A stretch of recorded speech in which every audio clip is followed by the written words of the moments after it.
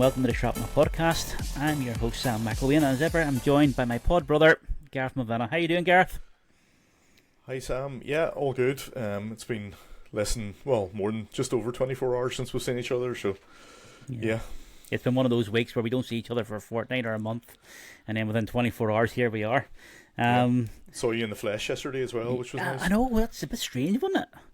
Yeah, in your cycling gear. I don't. It wasn't Lycra, guys. It was not Lycra. And I just put that out there now before he goes any further. And I have a witness, Bino. It was there.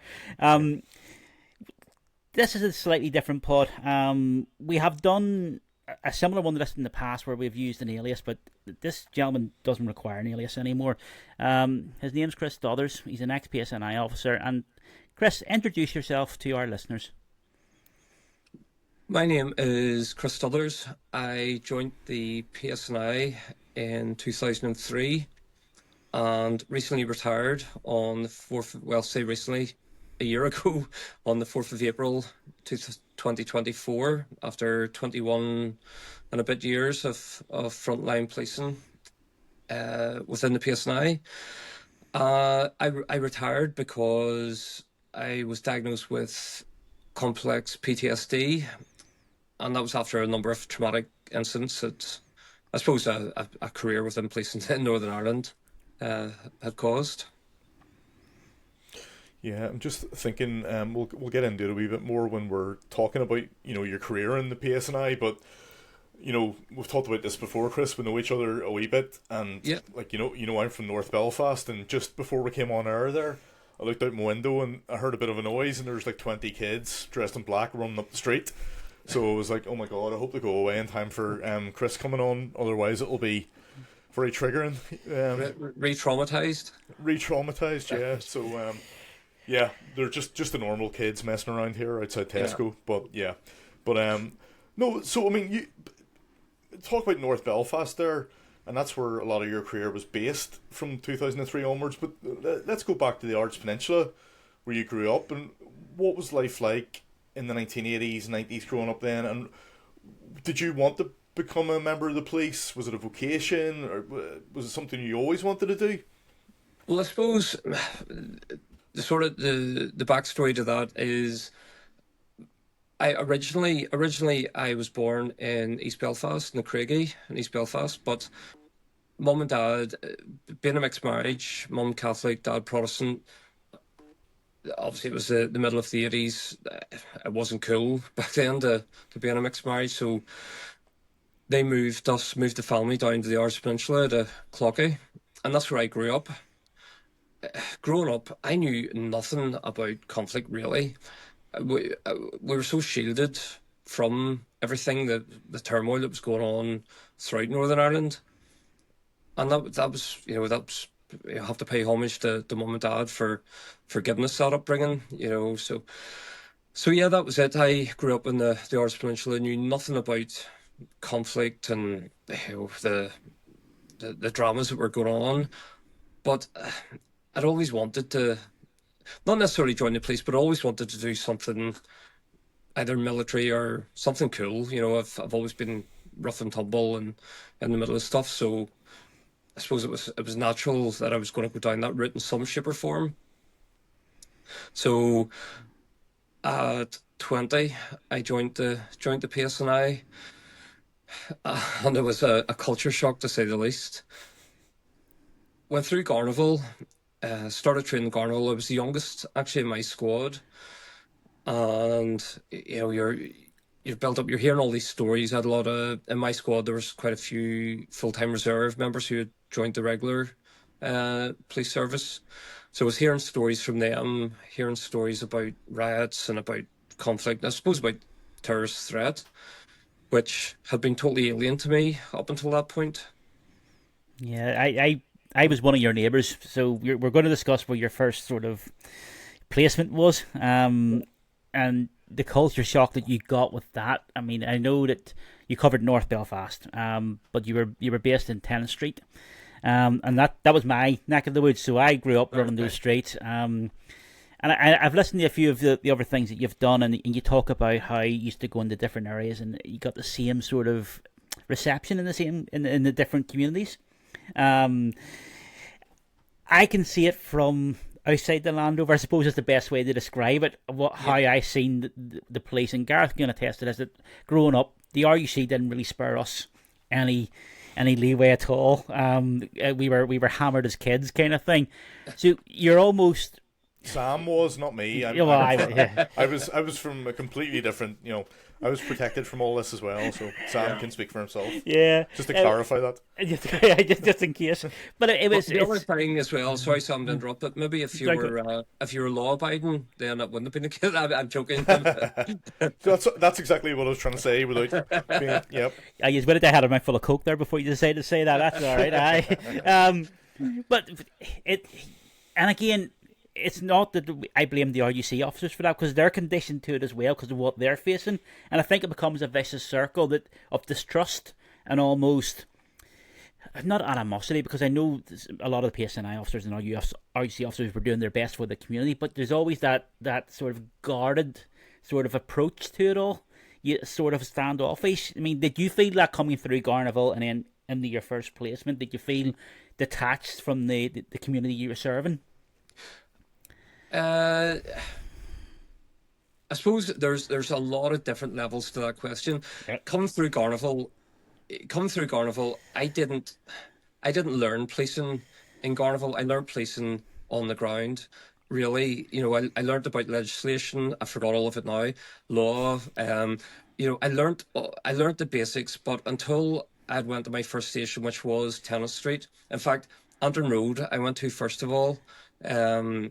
For a number of weeks, and then Tennis Street, but it was there that I really learned policing, and I was catapulted or parachuted into a very hostile environment towards police. And I know, Sam, you sort of make the reference there to RUC and the PSNI. I can honestly say that in my experience, had I joined the RUC or the PSNI, I think my attitude towards policing and towards members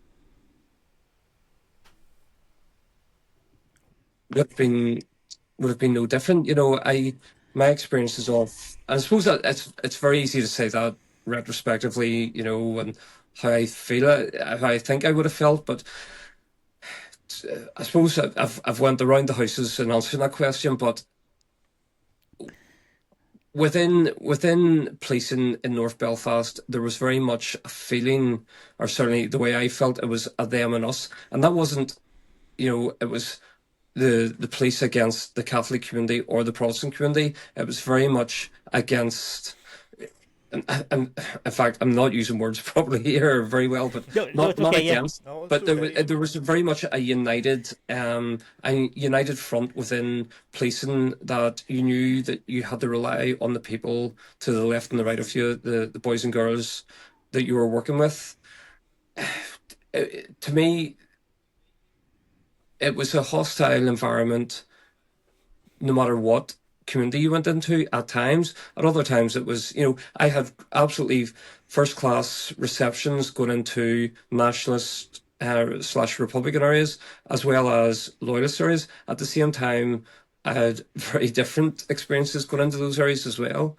So sorry, I was very long-winded there, but no, because one of the things that strikes me, and particularly, I mean, we've had this conversation before, Chris, about when you joined the police, obviously in 2003, you're just about 5 years in the peace, as it was, the Good Friday Agreement. So suppose you're joining the police in a supposed time of peace, moving on, but what you're seeing on the streets probably in North Belfast is a stark reminder to anybody that basically the Troubles hadn't ended. And that, I mean, I think the extent it still continues. So what in the college prepared you for the attitudes on the streets? Because I know, as you say, you learned policing on the streets. Is there anything in Garnerville, not to give away all their trade secrets, but obviously, I mean, you do stuff like simulations with riots and stuff like that, but is there anything around how you'll be treated by communities, how you engage with communities? Not as far as I can remember. At that time, obviously there was a lot of scenario-based training went on in Garnerville, and that would have been, arrests, how you would arrest somebody, and how you would speak to people, and various different, conflict resolution skills. You were given the bare bones, the basics of what you needed to go out there, out onto the streets. But I'll never forget, I was in the tutor unit prior to going to my station, and the guy who my tutor constable had previously worked in North Queen Street, and one of the first arrests during that time, it was a drunk driver, and he kicked off. He went absolutely boogaloo, just wanted to fight with us, and it was quite a violent arrest. I remember him turning to me afterwards and saying, "That will be every arrest you have in North Belfast." It was just, there seemed to be that just a violent undertone to everything.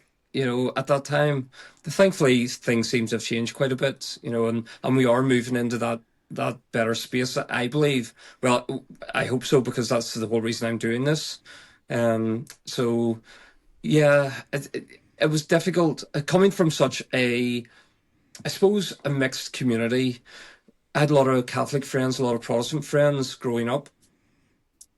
Never seen that sort of divide until I worked in North Belfast, and then was shown places like Manor Street, where you have Orange Manor and Green Manor. You have a peace line in the middle of the street, essentially.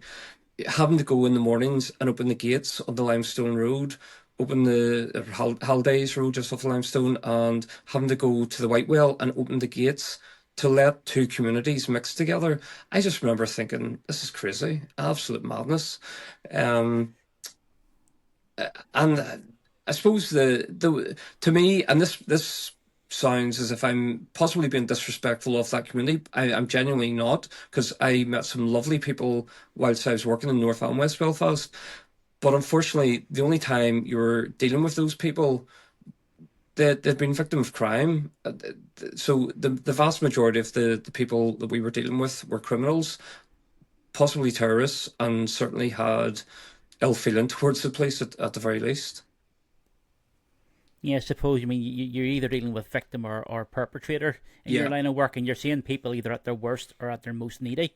And it's the same as an ambulance driver, a firefighter, and I think we forget a lot of the time that you guys also have to do the door knocking after somebody's been killed in a road accident, and that sort of, if you want to use it, normal policing has to take place alongside this other armed, bulletproof, checking under your car policing that we have in this country.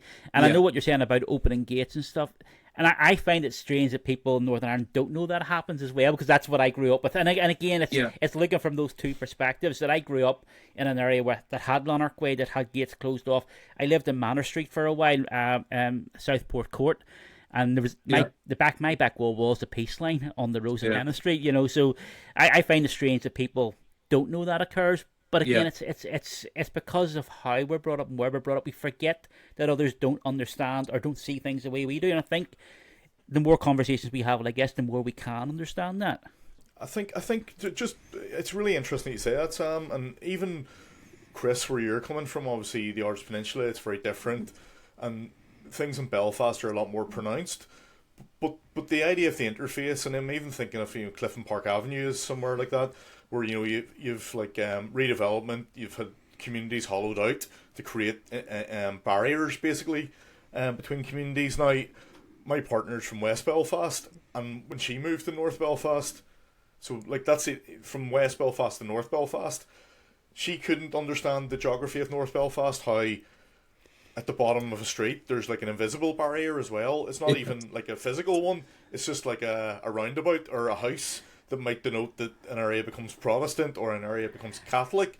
So I think, it's even trying to teach people within Belfast, and it's not about talking to people in the Ards Peninsula and saying, isn't Belfast so strange? It's about, the nuances in the city itself as well, and that must make, I suppose, policing really difficult, even if you're from Belfast, but you're not aware of the sort of invisible geographies. The complexities. Yeah, absolutely. And I remember at a time when in North Belfast, body armour, as in ballistic body armour, was mandatory, and I believe it still is because of the threat. armored vehicles were mandatory. You couldn't go out in a soft skin vehicle, but yet, a stone's throw away in South Belfast, they were driving about in soft skin vehicles and possibly not wearing body armor. But if they wanted to come up to, they maybe had a suspect, they would have had to, get into an armored vehicle, wear body armor, and you think that's a few hundred yards away of a difference. This line, which all of a sudden the threat becomes that much greater. And I think I totally get where you're coming from, Gareth. And another reason why I'm sort of on this journey at the minute, and I'm trying to, I suppose, make people aware of these sort of complex issues, not only within Belfast, but you look at Derry/Londonderry, whichever side of the fence you're sitting on, Lurgan, Uri. There are so many sort of areas where there are a bit more. Well, there's a bit more of a threat because people don't seem to have moved along, on the journey that most of us are trying to move on. There is still that element of threat, that element of, I suppose, people who are they're not I'm trying to think of the word here. They're not prepared to engage with this peace process. They see that violence, and I am talking about the Republican side here, but they see that violence is the only way. And how do we stop that? To me, it's about education. It's about trying to make people aware that police officers and people are out there trying to make a difference, and they're not this occupying force. They're not these people. We are the community. We are members of the community who want to help people first and foremost. And it's more detrimental to your community if you are not allowing the police service to go in and do that job that they want to do. Sorry, I went on a bit of a tangent there. Because I think what you're saying is really important, because as part of the educational piece and what you're trying to do to sort of create a better future and open people's minds. And it reminds me of the conversation we had with the E.S. Hagan, we'll call him. That's a pseudonym, former RUC officer. But it's that idea that we'll look at somebody and we just see the uniform, we don't see the person. So we just see the uniform. If you hate that uniform, if you object to everything it stands for, you're not seeing the human being that wears the uniform and all the sort of different stresses and hopes and fears that person has. So I think what we do in Shrapnel, what we try and do in terms of sort of troubling the troubles, or sort of unthreading the past, is trying to sort of get down to those raw elements of the people. Who are the people, and what way do people feel? What way has it affected them? You're taking away the stereotypes, the uniforms, the motifs, and actually going on that journey with the person as a human being. So what you're saying there, actually, it's absolutely spot on. Yeah, I suppose for me, I grew up in this sort of, I'm not saying idyllic. My childhood wasn't, it wasn't, the perfect childhood by any stretch, but it was pretty damn good. In that I was very much protected from a lot of the stuff that was going on. And then I started working in North Belfast, and that's where my police career did start, North Belfast. And within a few weeks, there was rioting at the shop fronts. There was a few hundred out either side on a Sunday afternoon. I've spoke about it before. It was a Sunday afternoon, and there was people out rioting and essentially trying to kill each other because Rangers were playing Celtic. I just couldn't get my head around it. I just couldn't. I just couldn't fathom, why this was. But obviously, there was a lot of more. There were a lot more issues. There's a lot more social issues, going on. There, the sectarian undertones were there. It wasn't just about a Rangers Celtic match. That was the excuse, but this stuff was going on day and daily, at a moment's notice. So I was sort of parachute into that, and a few weeks after that, then there was, I think it was new IRA members were arrested on the Antrim Road on the way to shoot the changeover, on the way to shoot either me or one of my colleagues, either coming to or leaving work. And again, I just, at 20, 21 years of age, I just thought this was madness. To be honest, I probably at that time thought, well, this is pretty cool. This is what I signed up to do, you know.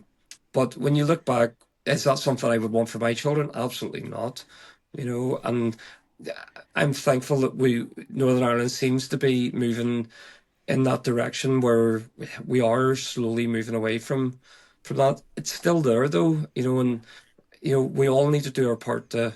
That sounds like I'm preaching here, you know, and I am to a certain degree, but you know, I think we're all in agreement. Anybody of a rational thinking mind is of agreement. We don't want this future for our kids. Yeah, and I think what you're sort of you're projecting there is the folly of youth. You know, Yeah. you feel invincible at that age, and you're there to take on the world, kind of thing. And people coming to shoot you or your colleagues, it's a tit for tat, and you do live Yeah. off the buzz and the adrenaline of it. I fully understand that part of it, and how that could be seen not as cool, but you know, it sort of gives you a bit of a swagger that this is how you live. And then as you get older and you realize the actual cost of life, and how precious it is, you start to then go, yeah. And I think that's where trauma sometimes comes from, because you are so cowboyish as a younger person, and then as you mature, you suddenly go, you know what? I was in danger so many times. This all could have been taken away at any point. And I think that's where sometimes the PTSD comes in. I mean, I've spoke many times about being on the Shankill the day of the Shankill bombing, and not being bothered really by it for years. But it is years down the line that all of a sudden the nightmares start and the flashbacks start, because you do suddenly realise, oh, I was a bit closer than that than I give credit for, or I seen this that maybe I shouldn't have seen. And you start going into it, and I think sometimes that's where, I don't know, it's post-traumatic stress after the fact, but it's not like straight after. Sometimes it's years down when you start to do the accounting of your life a bit more, and you realise that I was a bit close to the wire there. Yeah, absolutely. And something that you hit on there, Sam, it's really it really hits home with me. I was there. I was the first one at the scene of the Bobby Moffett shooting. So the day that Bobby Moffett was shot on the Shankill Road, I was at the scene. I tried to.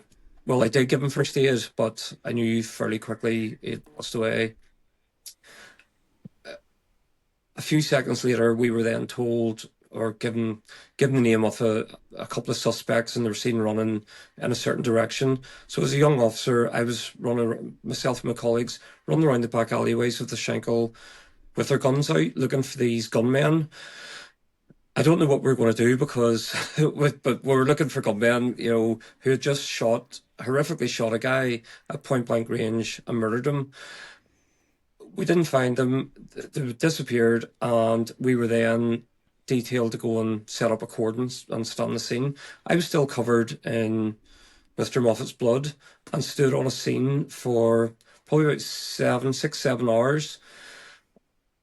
Was relieved later that night, went home, didn't really think much about it, and came in the next day as if nothing had happened. There was no post-incident management. There was no debrief. There was nothing. And you think, so just exactly what you're chatting about there, you just sort of brush it off and you think, that was a bit mad. But it's years later that you actually think about those things, and you think, why was there no aftercare? Why was there no support? And then that in turn, you wonder why we have so many police officers and you know, paramedics, you know, frontline response personnel, who all of a sudden are suffering with complex PTSD, you know, and trauma, because they haven't had that support at a time when they should have, you know. And it's nearly too little too late by the time we get to that point. But yeah, we had a friend of the pod on. I think it was the first guest we had was Robbie Butler from the Ulster Unionist Party, and Robbie's an ex-firefighter, and he is heavily involved in the blue light sort of trauma Bill is trying to go through, and you can see why, because we ask people to go and do these jobs, and then we just leave them unsupported. And it's not as if we don't know what happens, because trauma is not new. I mean, from the First World War onwards, we have seen what shell shock, as they wanted to call it back then, looked like. We've seen it through the Second World War. We've seen it through other conflicts. We put people in stressful situations, and then we just expect them to walk away and deal with it. So this is not a new phenomenon, but we're still not dealing with it right. And you're saying, I mean, the Bobby Moffett shooting wasn't like in 1974. I mean, that's you're talking within this century. You're talking in the last decade or so. Yeah, we should be better 2010. I think it was equipped. May 2010. Yeah. We should be better equipped for this. How are we still having these conversations? I suppose is the question. How are we still talking about this as a situation at that stage and not giving people support that they need? Yeah, and I've had these conversations with quite senior management of the PSNI, and I've actually reached out and said that I'm more than happy to go in and share my experiences, because as a young police officer, as a young man, I was very gung-ho. I was always in the middle of stuff. I was probably always running towards, this sounds a bit cheesy, but running towards danger, running towards the fight and getting involved. I never shied away from a fight or getting stuck in. But it's only looking back now, the older me, looking back now, and I think, who was protecting me from me? Who was actually saying, right, enough's enough? I'm going to interrupt you there, Chris, because it just came into my head. So we're going to discuss blue lights at some point, because we both like it. But the older officer telling the young guy in the first series, take a beat. I mean, that's maturity. So you're the young guy who wants to charge in there first thing, get in amongst it. Yeah. And the older officer's holding you back by the shoulder going, take a beat, assess the situation. Sorry, carry on, but that to me is what that sounds like. Yeah, no, absolutely. Well, in a sense, yes. And I had some great colleagues, older guys, and I suppose that's one reason I would look back and say, these were RUC officers who had served through some horrific things, and I learned so much from them. And they did, I know that take a beat, the blue lights thing. I learned so much from those officers who maybe did, calm the heads at times when it was needed. But the point I'm trying to make is more from a welfare side of things, from an organizational side of things, in that, let's face it, funding as many sort of services is massively underfunded. So where does that funding have to go? Well, it has to go into the front line, to provide that service, to provide that, to prevent that risk and harm to members of the public. But at what point, well, I suppose at what cost? At what cost to the officers who are doing that job day and daily, when they're not getting the support, when the funding isn't going in to the support, of the officers who are doing that?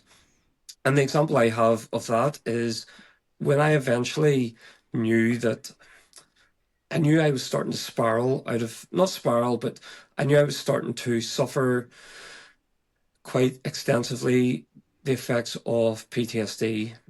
I didn't really recognize it.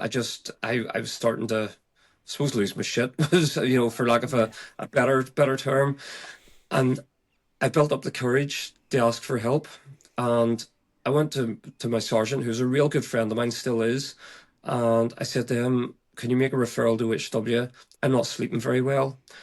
And that was off the back of an incident that happened towards the latter end of my career. It wasn't a massive incident, but it just sort of probably was the straw that broke the camel's back. He made a referral to occupational health for me. I was sent a triage form, filled in this triage form, and was then told, yes, we'll get somebody to see you in 10 months. I didn't have 10 months. It was just, to me, it was crazy. And that probably exasperated the way I was feeling as well. It was like, it's taken a lot for me to get to this point, to ask for help. And now I've been told it'll be 10 months' time. And by that time, it was too late for me. So, yeah. Yeah, and that basically what you experienced in the police, is like a microcosm. I know we're talking culturally about the welfare of people on the front line, but it's a microcosm of the way things are in society generally. For people who need mental health help, you go to your doctor, they say, well, you need counselling. The counsellors get in touch and say, well, it'll be 9 or 10 months until you can get your first appointment. So it's not working. But we'll talk about that. But when you're talking about the Bobby Moffett incident, just on the example of the lack of sort of aftercare or sort of wraparound well-being, I mean, it reminded me of something me and Sam were talking to Brian Alloway, who used to be a firefighter in Belfast, and he talked about 1973, one of his colleagues was shot dead by the UDA while trying to put a fire out in Sandy Row, and the way their manager managed that was to bring them back to the depot, give them a few beers, and then put them back out on patrol again. So it was like, how that's 1973 to 2010. Not much had changed by the sounds of things, and not enough has changed even since 2010, and that's what you're trying to have that conversation and use your experience to sort of move the culture on ever so slightly. Very much so, and I suppose obviously my career was not obviously, but and I'm sure we'll talk about it. But my career, I moved from sort of police in North Belfast, was shot. Didn't want that to be the end of my career. I went into the counter-terrorism world. I worked in a very male-dominant environment. In fact, only males. It was only blokes. So to put your hand up and say, I'm not feeling well, I'm having a shit day here, it was always a weakness. So, for years I had this front on, I was always a big personality, and, I never wanted to admit that weakness. Since I have come out and sort of told people about my journey, the amount of people that have reached out to me, former colleagues, friends who have reached out to me and asked for help or just for a chat, a coffee, or signposting. So I suppose that gives me a bit of solace in what I'm doing, and I know what I'm doing is helping. And if it helps one person, then brilliant. Sorry, Gareth, I know you were going to come in there with something, but no, because what you're saying, I mean, it's I think it's societal, basically. In turn, we're a damaged society. There's no doubt about it, and I think we're still sort of trying to rinse that out and come to terms with it. But again, it reminded me what you were saying there about the counter-terrorism part, particularly about the male-dominated culture. And this was going through my head earlier in the conversation about being in that male-dominated culture where you're sort of worried about losing face or saying the wrong thing, or your mates sort of being like, why are you saying that? You're being a bit soft. All these sort of things that we're brought up to believe by society is the way you're meant to be a man. It reminded me of it was one of the interviews I did with a guy who joined the UDA in 1971 or 72. He was like 14 or 15 at the time, and he was called to, it was a meeting in the community centre up in Highfield, and you had the usual three guys at the top, with the table with the Ulster flag and the guns, the balaclavas, and they basically said, right, you're tartan gang, now you're all joining the UDA. And these were all like 14, 15-year-olds. And this guy said to me, every fibre in my being, no matter what I've been involved in up to that stage, whether it be fighting with Catholics or, rioting or whatever, every fibre in my being wanted to get up and walk out of that room when they said, if you can't hack this, get out. But nobody got up. Nobody got up and walked out. It was only years later when he was talking to some of his mates who were in that room. They all felt the same as him. They were all like, we didn't feel easy, but ultimately we were 14-year-old boys. We didn't want to lose face in front of our mates. So I think it doesn't matter what age you are as a man. I think we're talking about male culture and masculinity and all this, and particularly relevant with adolescence being on recently on Netflix. Sometimes you have to have someone like you, Chris, to sort of lead the conversation and take it down a different avenue. And I mean, I had it myself. When I sort of put out a few things on Twitter a couple of years ago about not drinking anymore, I stopped drinking alcohol 7 years ago. the number of people who then got in touch with me and said, I wish I could do that as well, but I feel a lot of pressure to go out and have a few pints, even though it's not making me happy. So none of us are making ourselves martyrs here. Yeah. I think what you're trying to do, particularly, you're trying to change the culture, and hats off to you, because it's not easy. There's so many elements here that isn't easy for you, because first of all, putting yourself out, given what you've been involved in, but actually trying to sort of change that culture pretty dramatically, that needs changed, I think.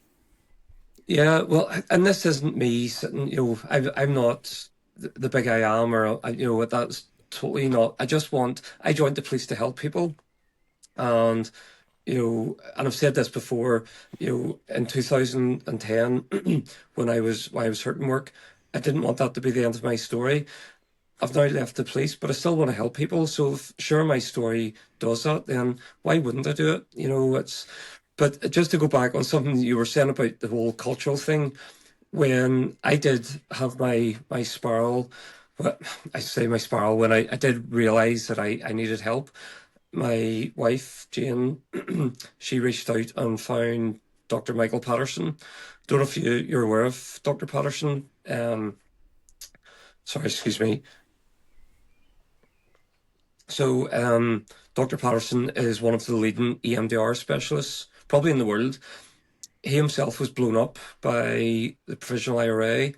In fact, he was hit with an RPG, lost both his arms, and sort of reinvented himself, and is now a clinical psychologist and EMDR specialist. Undoubtedly saved my life, saved my relationship, phenomenal. But when I first went to see Michael, he asked me the question, what do you know about EMDR therapy and CBT? And I said, as far as I'm concerned, Michael, this is tree hugging hippie bullshit. It's not for me. 20 minutes later, I was crying, talking about stuff that had happened. And at that point, I said to him, here's me crying like a wee girl. And he pulled me up on it. I don't know how many times, but and I think about it now, I no longer refer to it as crying like a wee girl, because that in itself, it intimates that being a wee girl, being female is lesser, So now I say crying like a baby, but it's just when you chat about the whole cultural thing, that was I'm the eldest of 4 sons. It was always seen as a weakness to cry or to sort of let people know that you're feeling emotional, or you're feeling well, let's not say weak, but you're feeling low. So it's a massive cultural thing that we need to. I've made the point in the past that I now see it as a strength, where if I'm having a shit time, if I'm having a bad day, I can put my hand up and say, do you know what, I'm not having a great day. I recognise that in myself now, which I never did before. And I think the point I've made to sort of ex-colleagues and members of my former team, if you're able to do that and say, put your hand up to say, I need to sit on the bench here for a few days so that I can get my shit together, so that I can give you the best version of me to make the team stronger. Well, that's a strength. To me, that's a massive strength. And we need to get to a place, not only within policing, but within society. We need to get to a place where guys can actually say, do you know what, if I'm not having a great time, do you want to go and get a coffee? Come on, because that's ultimately, that's how we fix these things. We talk about it, we are it, and then we'll see what the problems are. Sorry, yeah, I mean, I went No, right. You've described shrapnel there, Yeah. basically myself and Sam. No, basically Sam will probably elaborate here, but that's basically how we came to become friends ultimately. And you're sort of saying there about, if you said if your colleagues give me a couple of days, if you pulled your hamstring or you cracked the wrist, you sit in the office and do light duties and nobody would bat an eyelid. But the minute you say that it's not a physical injury that you're suffering from at that point, it becomes almost a weakness. And I have to say that when you mentioned that you broke down and cried like a wee girl, you said, and baby, the three of us laughed at the same time. And it's not because we find it funny, it's because we've all been there and we all know what that moment is like. Yeah. I'm going to take you back a couple of minutes because you said something, you glossed over it, and away you went, and you think that's the end of it. I was shot, and that was it. You just moved on, like as if it's an everyday occurrence, like I bought a paper, which is not every day anymore. But it was just like, I was shot. And I suppose the other thing I would like to bring up as well, we've talked about E.S. Hagen. Somebody else who suffered in this uber masculine world was a guy, Darren Bradshaw, who we spoke to Jordan Dunbar about from his podcast Blood on the Dance Floor, who was an openly gay police officer and was shot dead in Belfast.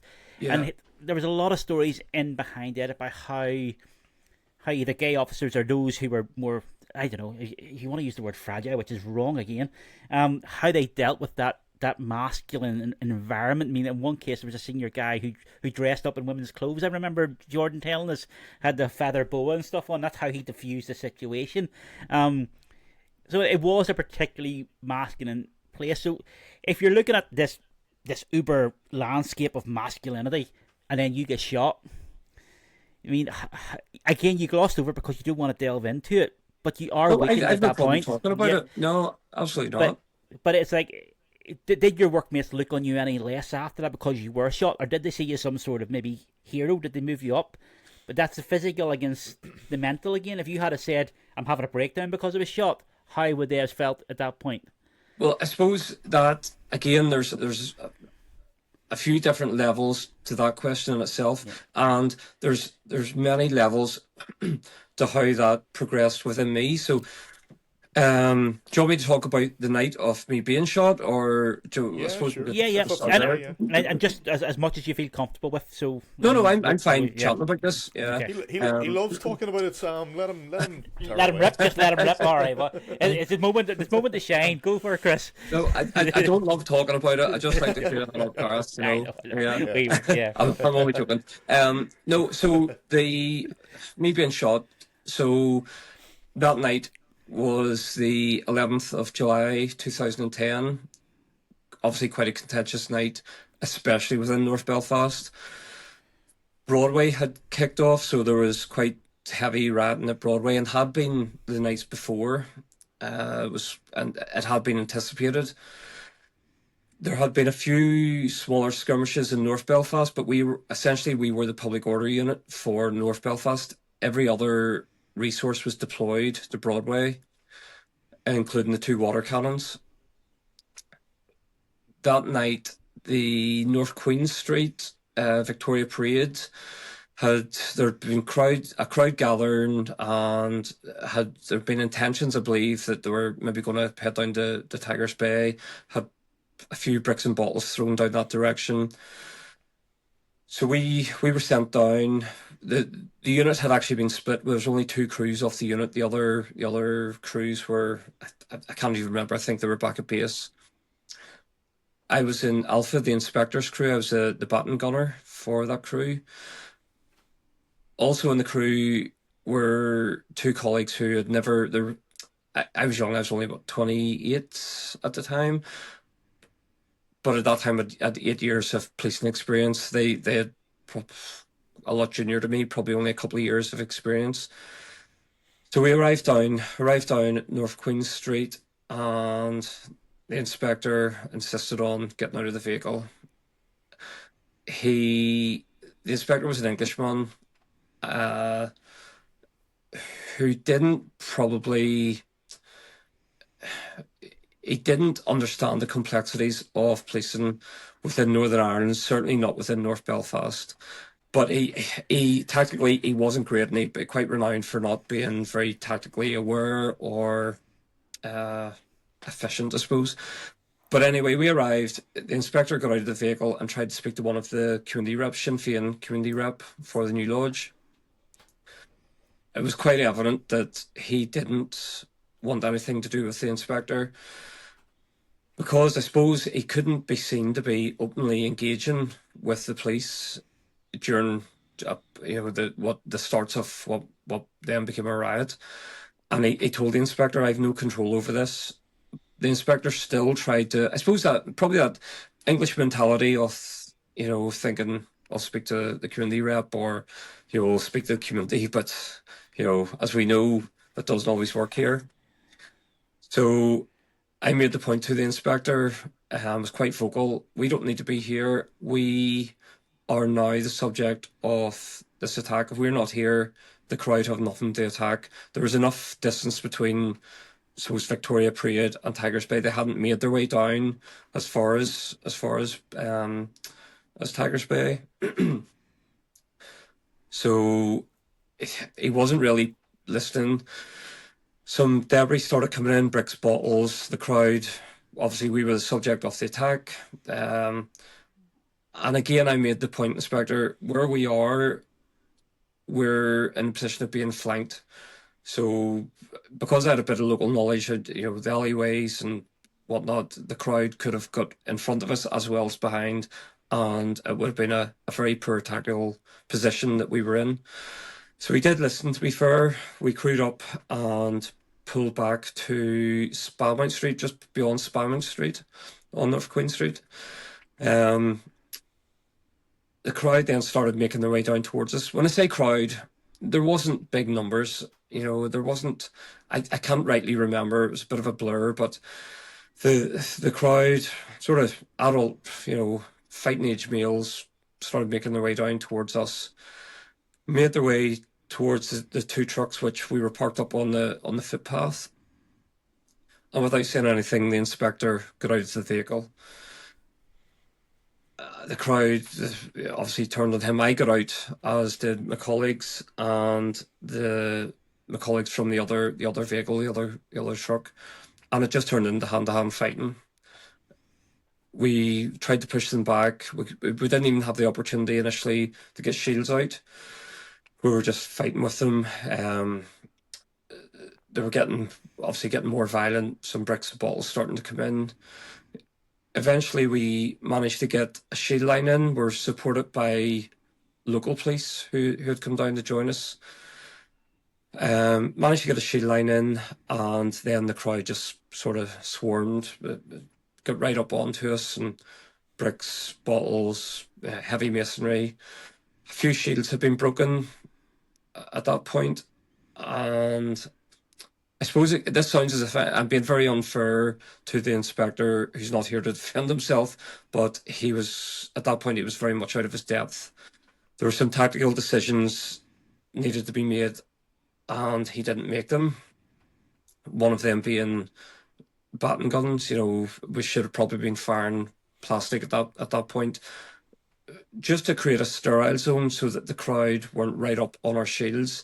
A number of shields had been broken. There was very, very real threat to life, to officer safety and officers' lives at that point.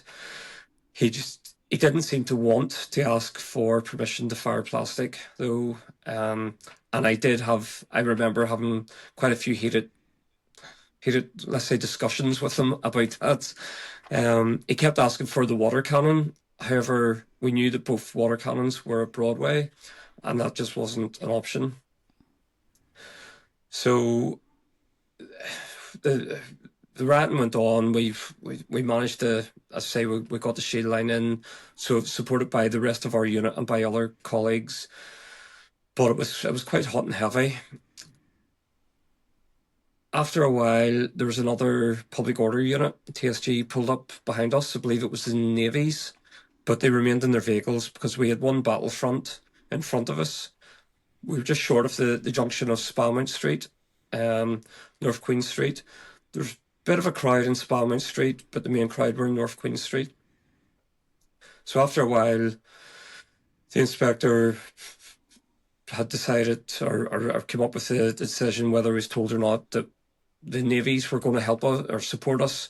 We were going to take the junction of Spalmount Street and allow them to take the main battlefront, which was now North Queen Street. That in itself, it seemed perfectly reasonable. It was a good tactical decision. So I made sure I had actually dropped back to take control of our subunit. Two constables in front of me, and made them aware this is what's happening. The sergeant was beside me. He also made his ones aware that this was what was happening. We were going to take the junction, and the other TSG were going to push down in front of or beside us and take on the main battlefront. Unfortunately, the inspector forgot to tell the other TSG that this was his plan. So the order was given. We took the junction off Spalming Street, but that totally exposed our flank to the main crowd. We moved into Spalming Street. Just about got reformed into a line, and then I heard those words, "Gunman, gunman," and then a loud bang, and just this blast wave washed over me. And I remember thinking, that was close. I actually said to the guy standing beside me, "Fuck mate, that was close." And seconds later, the words weren't even out of my mouth, and pain just hit me. I actually thought I'd been hit with a breeze block, and then I thought it was a blast bomb, just because of that blast wave. The shield I had been holding up was now at a trail. I couldn't hold the shield up. I still had the presence of mind. I'd heard the call, gunman. I knew there was a ballistic threat, so I managed to get in behind one of the trucks into hard cover. In that point, I was very sore. Another inspector had been sent down. He'd actually been working in West Belfast, I believe.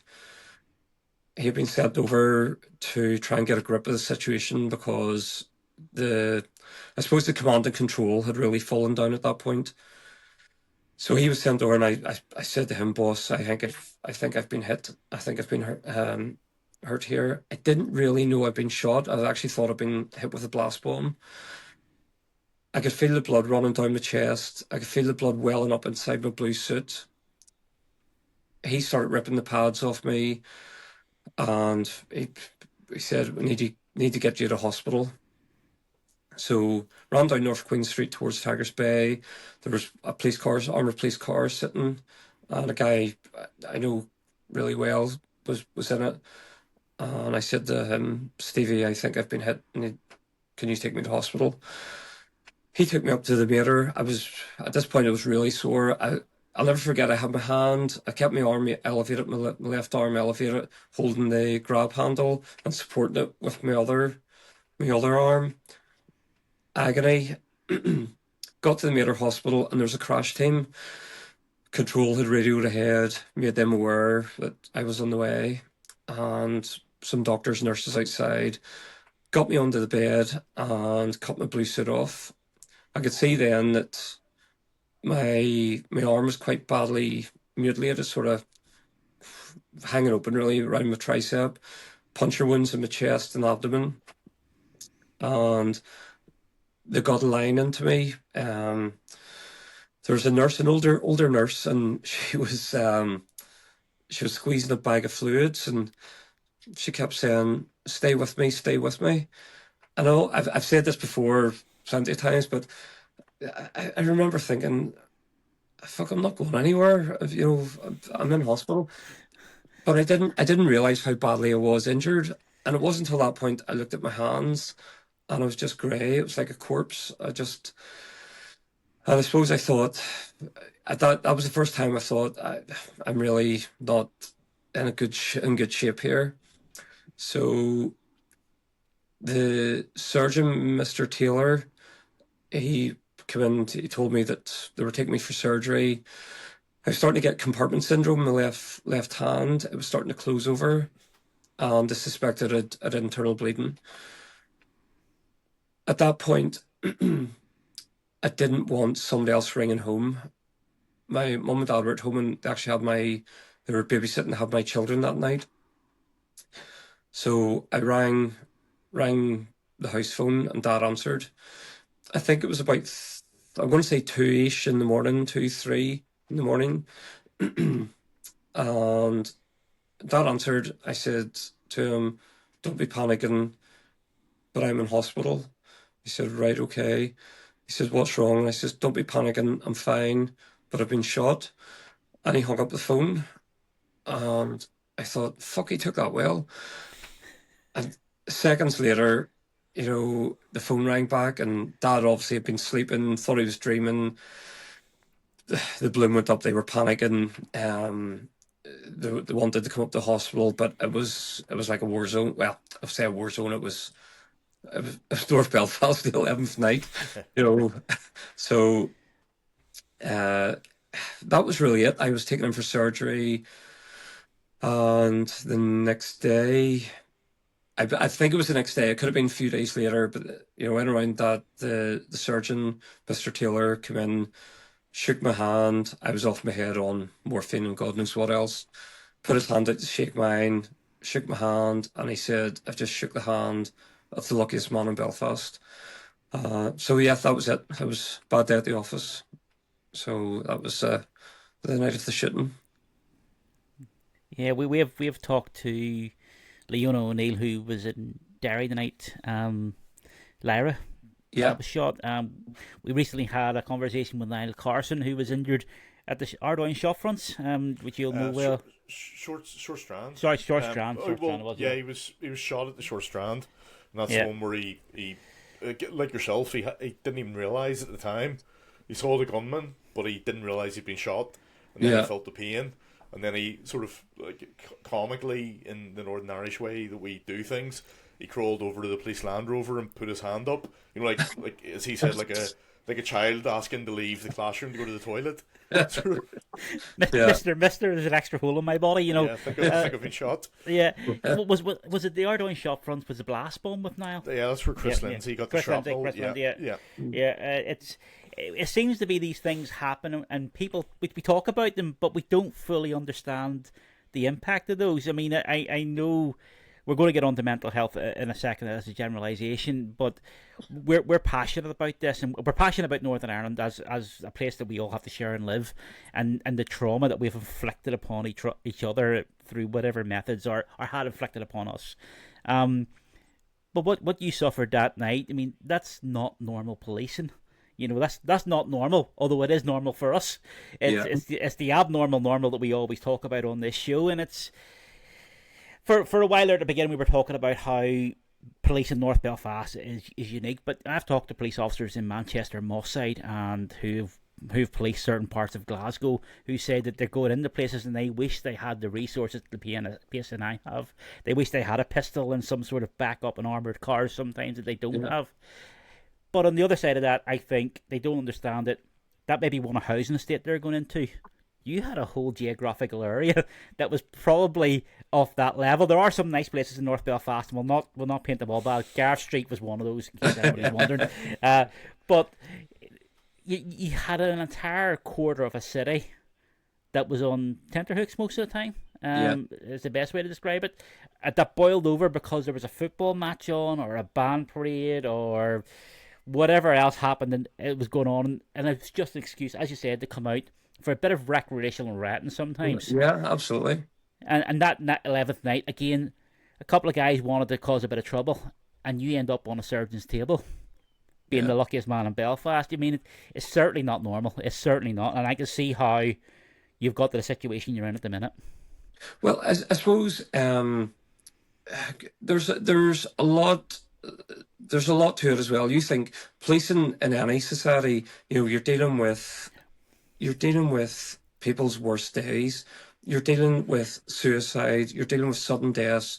You're dealing with horrific injuries. You know, I've been to, and again, this isn't me.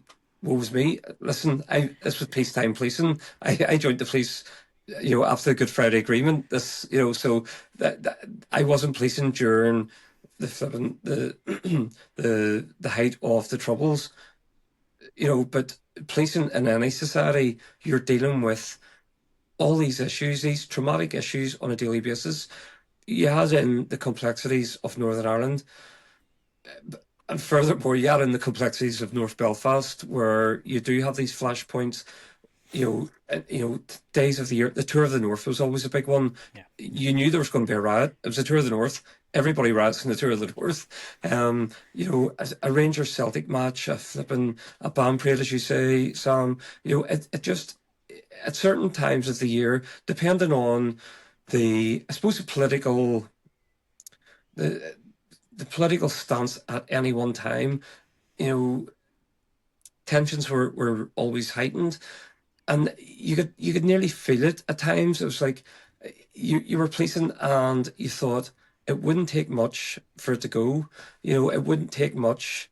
And you could see it. It was maybe, the interfaces were kicking off with kids, or there was maybe a bit more around the media, around whatever that may have been, politically at that time. It made it very, very complex. I suppose further to that as well, you're dealing with these traumatic incidents, should it be sudden deaths, or an RTC, or run-of-the-mill crimes, and depending in what community that is taking place, you've one eye on the issue at hand, you've another eye on, are we going to be attacked here? Are we going to be shot at? Are we going to have something thrown at us, a device? So yeah, it was.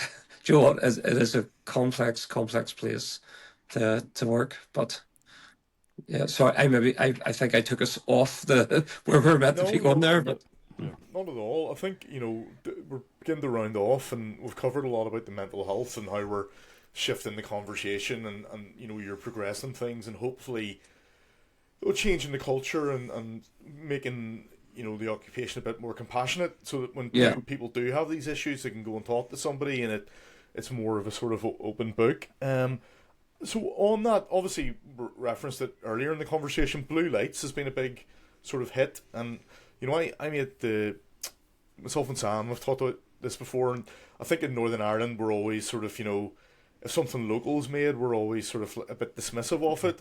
So I thought to myself, when blue lights started, I thought, instead of just slabbering about it on Twitter, I'll watch it and then slabber about it, as a historian. Because, as a historian of the Troubles and stuff, I'm always looking for the tiny little things that don't make sense, just to sort of make myself feel high and mighty and better. It's my little small victories. It must be the academic in me going back years. But I was absolutely gripped by it, and the second series. So in terms of that, moving the culture on in what you're doing, have you watched Blue Lights, and how reflective do you think it is of policing in Northern Ireland at the moment? And do you think, because I personally think the writing's great, do you think it can change the conversation more broadly in terms of the cultural conversation?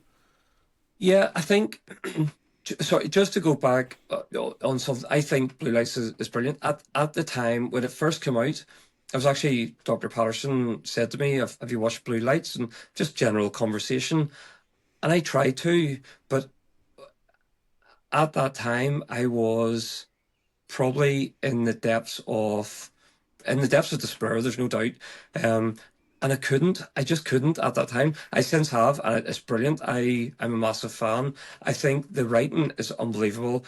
How there's a lot of things which happen within it. You would only know if you're a police officer. There's small wee micro elements to it that you think that's peeler talk. That's only a peeler would say that. So there's definitely somebody very good, advising them around that.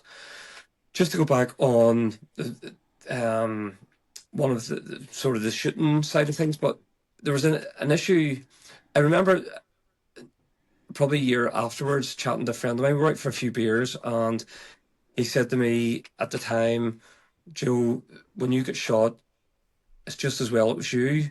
I don't think anyone else could have dealt with it. And when he said that to me, I thought, what do you mean by that? That in itself sort of knocked me on, because I suppose you have this facade and this male macho mask that you put on, and I suppose it takes you back to that. Who's protecting me from me?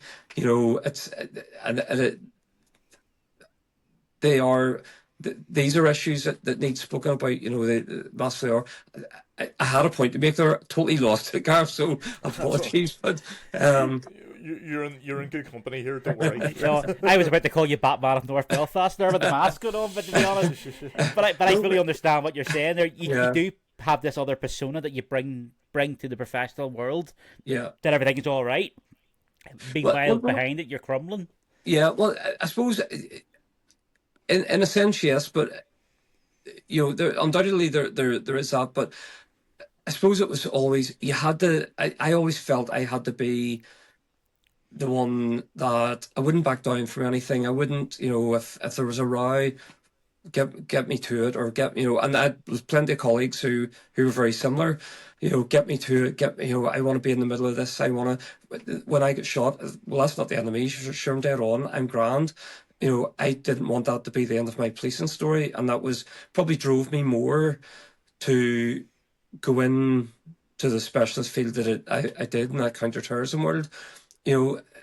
But in retrospect, you look back and you think all these issues, if I maybe had have dealt with those properly at that time, not even properly, even dealt or recognized that these are issues that we do need to talk about, would I have ultimately had the spiral that I did when I did? Another thing just came to mind when you're chatting, Gareth. A number of it was a year after, again, a year after that incident happened to me, and I was going to the gym. I was getting ready to go on assessment, and I was still on light duties, ironically, but I was getting ready to go and do probably one of the toughest assessments within UK policing. I was in the gym, and the guys were coming in to get changed. They were going out to do public order duties, and one of the guys, who was quite a lot more senior to me, made a comment. Hopefully, we get a chance to get in them. Hopefully, it kicks off. I think. Sorry, not that. That's not what he said. He said, "Hopefully, it kicks off." And I remember at the time thinking, "Be careful what you wish for, and you should know better." You're a police officer of 20 years experience. Be careful what you wish for. So I think you always want to be involved in these things. You always want to sort of make a difference, and not say get your name in lights, but you always want to be involved in the big incident, that big riot, or that, without really recognizing the effects that it has on us, down the line, or, so yeah, that's sorry, that's just the point I was wondering. I suppose sometimes those kind of comments, if I hope it kicks off, is a bit more bravado than it is real. Of course, yeah. Particularly, they're like, I hope it doesn't kick off. I want to get home tonight, but they have to act big in front of the other colleagues, and then they'll come up with something off the cuff like that, and it's infuriating. And I suppose what Gareth's talking about there with blue lights as well, and you're saying that it is realistic because there's peeler talk in there. There is the incident of the police officer being shot, and the sort of PTSD that does follow with another junior officer after that. And again, this is a question you can tell me to clear off and non-answer. To me, that would be triggering to officers like yourself who have been there, done that, and suffered. So they walk a fine line between being realistic and also maybe possibly triggering incidents in other people's minds that would maybe make them spiral. Yeah, but I suppose, what's the alternative? Do we not do it then? It is, undoubtedly it will be triggering for people. Now, I think by the time I came to watch it, I had reprocessed a lot of stuff, and, I was watching it from a far better position than when it first came out. But I think it's doing a lot of good work where it's highlighting the issues. It's been a while since I watched it, but it's highlighting the issues around that, I suppose, paramilitaries, even to this day, the effects that they have on their communities. These subversive elements within the nationalist and loyalist communities are holding everybody back.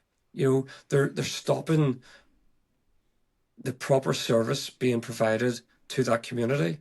To me, in a modern society, how does that happen? How do we allow that to happen? Absolutely. I mean, and again, it rounds it off nicely because, 22 years on from when you initially joined the police, have things changed enough? I don't think. I mean, myself and Sam would argue that, things are better, but society needs to change even more because there are those sort of elements embedded in society which keep us dragged into the past, whereas most of us want to move forward, as you said earlier in the conversation. Yeah. I think as well, I spoke about this recently, it's the amount of stuff that I suppose the amount of press and media that is sanitized, especially on from mainland UK. You look at only last week the Easter. Not that there were massive riots, but they were attacks on police officers. During an Easter parade or a Republican parade, dissident Republican parade, in Derry. There was no mention of that as far as I'm aware on the mainland press. So there's issues around that. And again, there's things that happen within locally. There's things that happen within North Belfast, West Belfast, localized issues which don't seem to make it onto the press because, well, I don't know why. There are things that probably smaller riots or attacks which seem to happen. They happen regularly enough, but yet they're not reported. To me, there's issues around that as well. If we don't talk about it, well, nothing's going to change around those issues. And again, I speak about being on the Irish Peninsula. It's like the North Downers. Well, it's not happening in North Down, so it doesn't matter. These are issues happening throughout Northern Ireland in different enclaves and different communities. We need to be talking about them. That's my opinion on it, but. And I suppose to finish off, we're talking about the issues that are ongoing. We do need to talk about mental health a bit more. I think the three of us will quite happily put our hands up and say this needs to be a public discussion, especially amongst young men. And we need to tackle it a bit further. So we're heading into a series of pods at the minute around mental health. And thank you for talking about your CPSD. It is refreshing to know that we can discuss these things a bit more openly. And people like yourself who come from a masculine job and a masculine sort of environment, that you are able to talk about it because it's not it doesn't make you a weaker person. It actually makes you, as you said, a stronger person. Yeah. When I started this whole, Gareth, as you and I've spoken about before, but I'm writing a book at the minute about my experiences of policing within Northern Ireland and also about dealing with PTSD.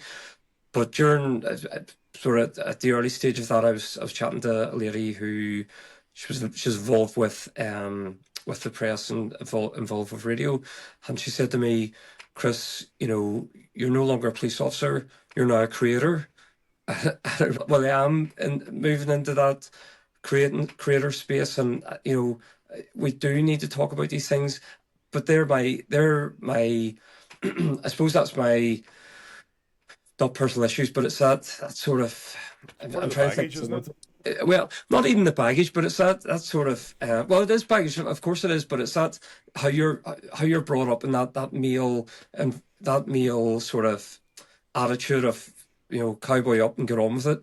Whereas we really do need to talk about these issues. I think from doing this, I have a far better open relationship with my son about speaking about how he's feeling. He's 17 now. He'll talk to me about sugar. Sorry. He'll talk to me about stuff like this now because he sees that I'm out there doing it. And see, if nothing else, that's a win for me. If nothing else comes from that, from this sort of journey, that's a win for me. Yeah.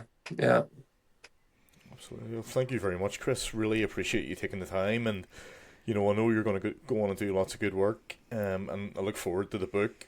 I know I helped you a wee bit early on, so I'm looking forward to seeing how it pans out because it's a story that needs to be told, and I think even the sort of career you're trying to develop as well is really important in terms of helping people around resilience and mental health. So, I just tip my hat to you. You're a fantastic lad, and really enjoy talking to you, and hopefully have many more conversations.